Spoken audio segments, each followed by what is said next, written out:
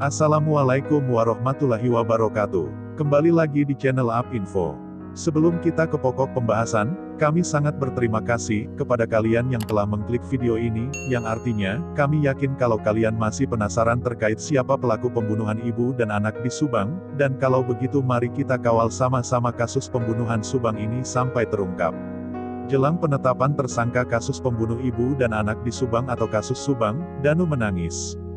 Kasus pembunuh ibu dan anak di Subang terus bergulir hingga memasuki bulan keempat, Danu lantas menangis. Sebelumnya, Muhammad Ramdhanu atau Danu Subang sempat diperiksa secara maraton oleh penyidik dalam kasus pembunuh ibu dan anak di Subang. Danu diperiksa penyidik Polda Jabar pada 6-7 Desember tahun 2021, lebih lanjut Danu juga mendapatkan 100 pertanyaan terkait kasus pembunuh ibu dan anak di Subang.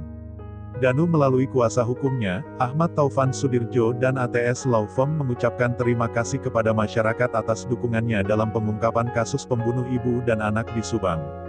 Mohon doanya, agar pengungkapan kasus pembunuh ibu dan anak di Subang segera terungkap, ujar Ahmad Taufan Sudirjo seusai pemeriksaan Danu. Jelang penetapan tersangka pembunuh ibu dan anak di Subang, Danu berziarah ke makam korban, Tuti Suhartini dan Amalia Mustika Ratu alias Amel. Danu juga mempunyai kedekatan emosional dengan korban dalam kasus pembunuhan ibu dan anak di Subang, yaitu Tuti Suhartini dan Amel. Dalam video seperti dikutip UpInfo dari kanal YouTube Subang Hijau Minggu tanggal 19 Desember tahun 2021, Danu tak kuasa membendung air mata. Danu yang ditemani beberapa kolega, berdoa di samping makam dari mendiang Tuti dan Amel korban pembunuh ibu dan anak di Subang. Danu lantas melantunkan doa untuk para korban pembunuh ibu dan anak di Subang dipandu oleh seorang kolega.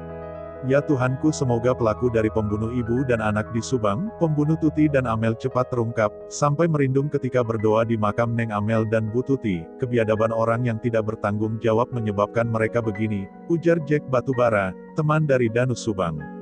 Di lain sisi, Mimin istri muda Yosef lantas menggelar acara untuk mendiang Amel di rumah dengan mengundang para tetangga.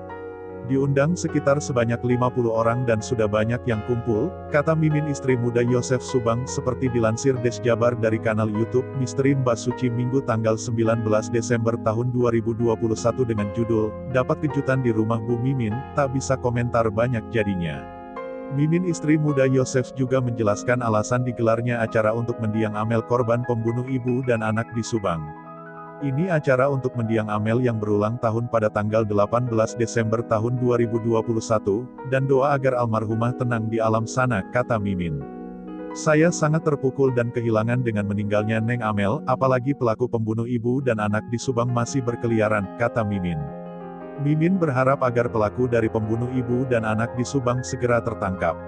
Sebelumnya kasus pembunuh ibu dan anak di Subang dengan korban Tuti Suhartini dan Amalia Mustika Ratu alias Amel menghebohkan tanah air. Kasus pembunuh ibu dan anak di Subang tersebut terjadi pada tanggal 18 Agustus tahun 2021. Kedua korban merupakan istri dan anak kandung dari Yosef Subang. Jenazah keduanya ditemukan di dalam bagasi mobil mewah jenis Alphard yang terparkir di samping rumah mereka di Jalan Cagak, Subang, Jawa Barat. Nah, bagaimana menurut kalian? Silahkan tinggalkan komentar kalian, dan nantikan berita kami selanjutnya hanya di channel UpInfo.